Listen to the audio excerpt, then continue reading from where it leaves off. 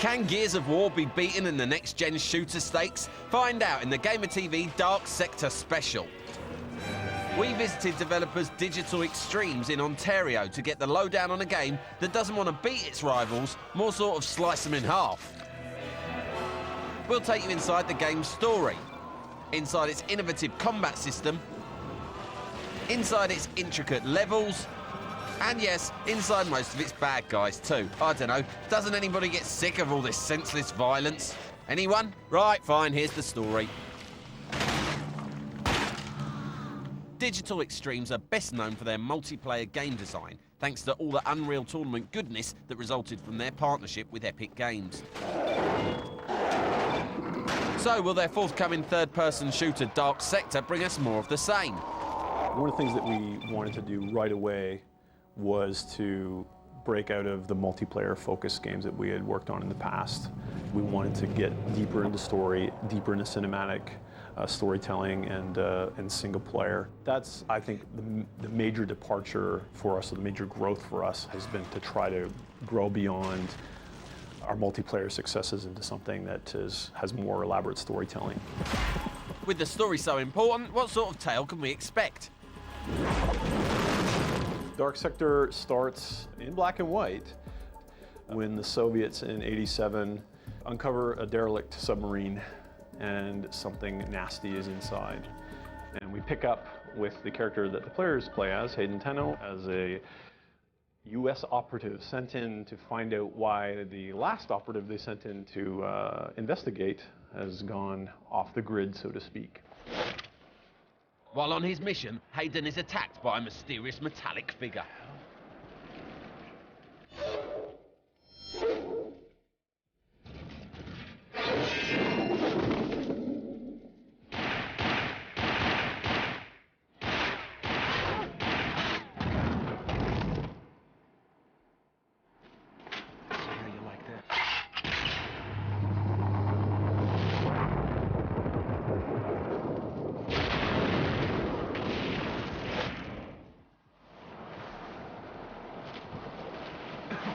When Hayden comes round, he's confronted by a sinister bearded man called Mesner, who was behind the submarine incident. Before Hayden can do anything, he's impaled and infected with a brutal bioweapon called the Technocyte virus, and a bladed weapon called the Glaive starts growing out of his arm. Wait. Wait.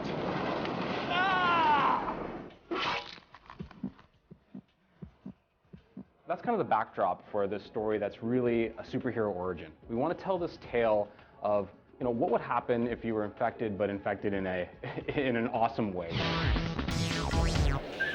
Although Hayden starts Dark Sector as yet another gun-toting mercenary,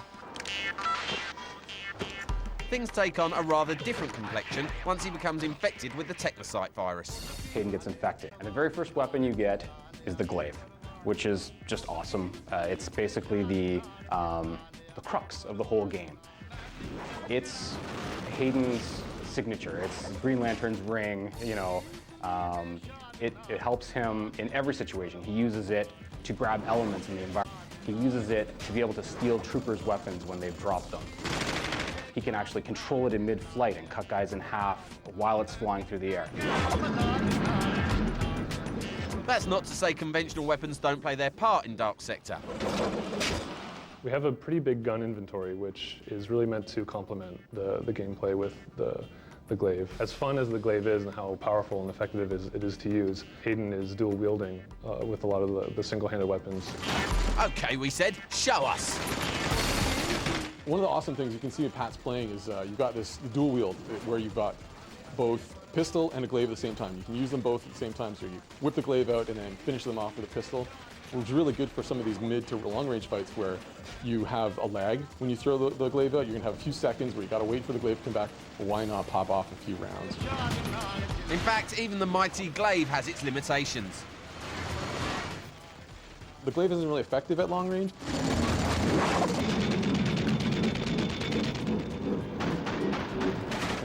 Sucks. So much of the gunplay involves either complementing the Glaive with a weapon or using an environmental power-up with the Glaive. Yes, you can actually charge up your glaive with elements of the environment, but which elements? It's like fire, ice, electricity. If you find a source in the level, some sources only can be used a few times, like often you have a one-off source, or a burning object that won't burn for very long, it'll eventually burn out. If you just grab fire and hit an enemy, or grab ice and hit an enemy, you'll get one guy with it. I mean, one hit equals one deployment of fire. You can set one person on fire, you can set one person to freeze or electrocute one person. So that's probably the most important power in the game, but don't tell us gun lovers are left with one crappy pistol. Nah. This guy here is the best machine gun in the whole game. It's a wicked assault rifle. It's effective at range, high fire rate, really satisfying to use. Like, he just wrecked a howler there. Sometimes in game development, the path from the initial concept to the finished product isn't necessarily a straight one. Dark Sector ended up heading in a very different direction.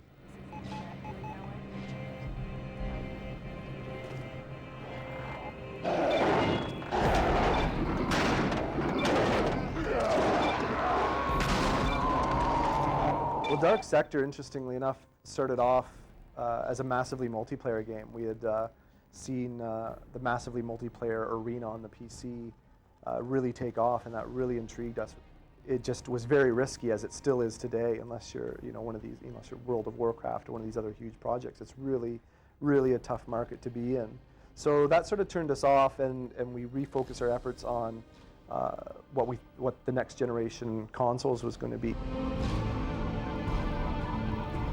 The trailer they produced to show off Dark Sector at E3 2005 was a long way from the earthbound environment that Hayden eventually found himself in. We started building the Evolution engine, and the first thing that we thought of for this was this kind of space opera, because we all like that type of idea, that genre. It's kind of cool, but all we had there was smoke and mirrors. I mean, it was basically our tech rendering some cool models. Steve kind of had a realization that he really wanted to tell a kind of a brutal, gritty, single-player adventure. And it was really hard to tell that story in the kind of bright, stylized science fiction setting that we had. And to his credit, it was a hard decision. It was a decision that definitely benefited the game. I think in some ways, any change is painful for a team, be it technical or artistic. But we really bought into that change because the contemporary setting, as I said before, really allows us to amplify the difference between the character that you're playing and the mundane environment that he's in. So, Spider-Man in a space station is not going to be as compelling as he is in New York City flying around. Still at its heart, that superhero fantasy that we wanted for Hayden in space. Now it's actually on Earth, and kind of a gritty contemporary setting.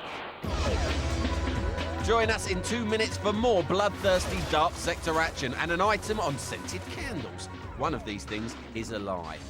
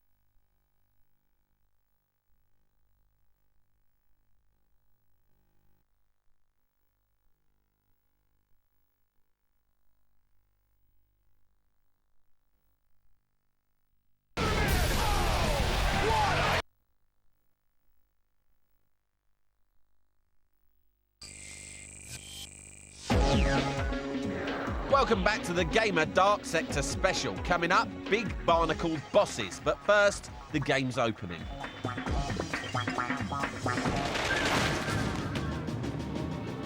Do not adjust your set. This is a demo from Dark Sector's black and white opening stages. Hayden's on his way to a showdown with a helicopter gunship. It's a flashback, see?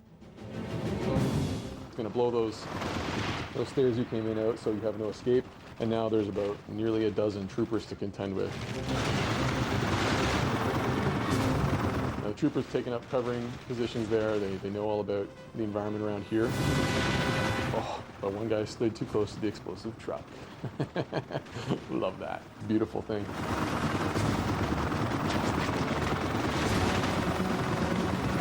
So I think once you dispatch the last trooper, the helicopter will now come in and start providing backup, and you have a rocket launcher fight. He's got a powerful minigun. If you ignore that minigun, you'll pay. You'll die. Scattered throughout this sort of warehouse area, there's a bunch of weapons staged here. And luckily, you know, all the bad guys in all video games leave their best weapons available to beat the end boss. The helicopter is a quickly moving target. He's hard to hit, so we have the rocket launchers you've been given actually to do a little bit of seeking, but you have to lock on first. Oh, you get him. I think you hit him. It might have only done peripheral damage there. It's really dramatic if you release the rocket right when he starts to move away, because if you do have a lock, you'll see the rocket start arcing and cope with him.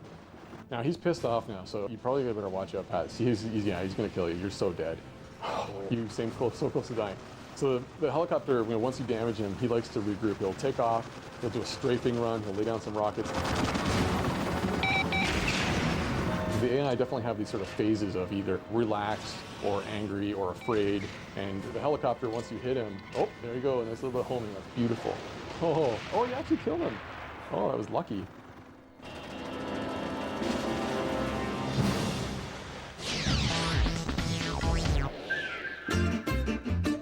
So we've shown you some of the game. Now producer Sheldon Carter is going to give us a studio tour of Digital Extremes. James Schmaltz started the studio. I'm sure there's a date that I don't remember that he started it, but he started with some really cool shareware games. And then, you know, through him being so good at what he was doing, he partnered up with Epic, and they made, you know, Unreal Tournament, which is what, you know, both of our studios in a way are famous for. And that's when, you know, we both kind of decided to go our separate ways. Right, so here we are in the kind of concept area. We've got actually no one at their desk. All right, so here we are in the animation room. This is where Jeff and G-Look make the magic happen. Do you guys want to turn around and say hi to the camera? Hi. And you guys actually acted this out, right? This is all mocap between you and G-Look. The collaboration that we had with Epic was great. You know, eventually the strain of just being in two locations permanently was just, it just made more sense for us to sort of go our separate ways. At this point, we're wrapping up the project, so instead of animating, you're actually going through and testing the game. Right. So what do you think? So far, it's almost perfect. This room here is actually Rick's studio. Rick likes to act. If you see the mirror over here, Rick basically just stands in front of the mirror all day, poses for himself, and then tries to somehow get that in the game. This is actually like a really small animation that this guy, he's in cover, so he's gonna want to pop out of cover and shoot you, so I'm just creating a little tiny transition. Oh, nice. As you can probably tell, since the late 90s, Dark Sector has been the game that everyone here has always been excited about. So this is kind of our baby. There is a lot riding on this. A lot of beer gets consumed. So we're heading over to see another one of our animators. This is Ian. He's been working on Dark Sector for a couple years now. He also is the collector of many models that flank him at all times. You got anything that you can show us? When I'm doing the animation, I figure for me, the best way to get a real, even if it's a creature, the best way to get a very realistic feel is to film myself doing something.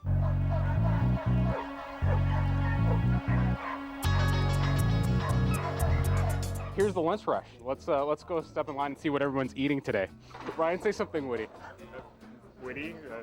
I got nothing right now. I got a meatball sub. This is an industry that's definitely what have you done for me lately? What's your last game? You're only as good as your last game, right? And thank God our game's Dark Sector, because it's really come along and we're excited about it. But I mean, it means everything to us.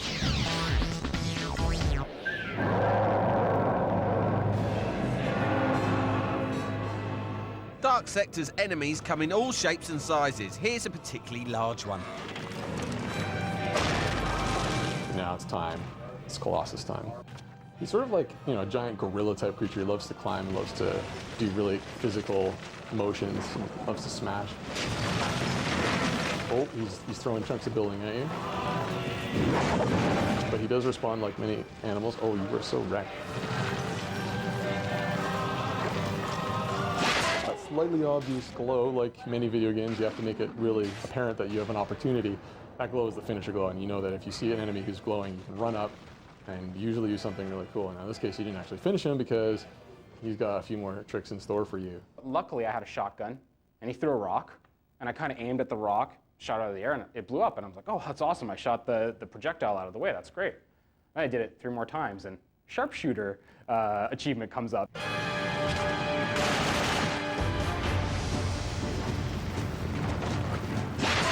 It's probably not evident at first glance, but you can sort of see that the more you damage the Colossus, the more his armor starts to get damaged and decay.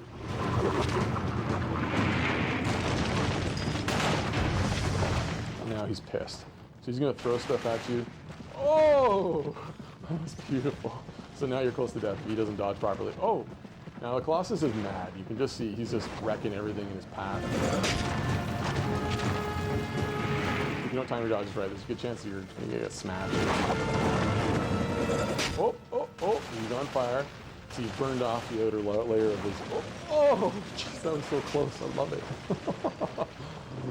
I'm always a fan of physical smashing. I guess, you know, the Kung Fu lover in me, I love the smashing more than the bullets.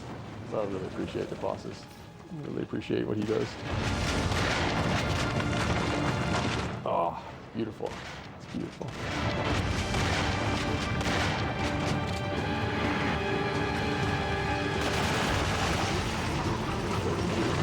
We did a lot of focus testing to try and make sure that, you know, we made experiences that people would like. We had one focus tester literally spend a half an hour trying to finish this boss. In early versions of the build, we hadn't made some of the things that you need to use obvious. You know, some of the tricks to playing the game weren't clear. So he took a long time to figure them out. Now, he didn't die, like he had enough skills to keep alive for that fight. So he played the boss for half an hour and loved it. You know, look at the video of his face during this whole battle. He was grinning the whole time. So it's really, really enjoyable. And there you go. One Colossus down. Gears of War was undoubtedly the game that established Epic on the 360. Digital Extreme are hoping that Dark Sector will do the same for them, but how do they feel about Dark Sector being compared to Gears? I don't know. I've heard the comment that it looks in some ways similar to Gears of War. I guess when we did art in the past alongside Epic, obviously we're kind of sharing. You know, there's got to be a similarity in some art styles or how we learned how to do art. I would say that any game that uses cover and is third person will receive that initial comparison, absolutely. Marcus is Marcus through the whole game. You could pick up any weapon that Marcus had at the beginning of Gears of War, and it's the same as how he would be at the end of Gears of War. Hayden, the character at the end of the game, is you know, can turn invisible, can shift. The character at the end of the game can use a shield that can bounce projectiles back. The character at the end of the game is chopping guys' heads off with a blade that he never had at the beginning. As soon as our game transitions into the superhero phase, we begin to depart pretty radically. The glaive is a weapon that has its own unique control mechanics, the evolution of the character in terms of layering on the powers, and the weapon upgrade system is really, really interesting. The comparisons are there, and I definitely love that we're compared to a game that's that good, but we definitely have a huge difference.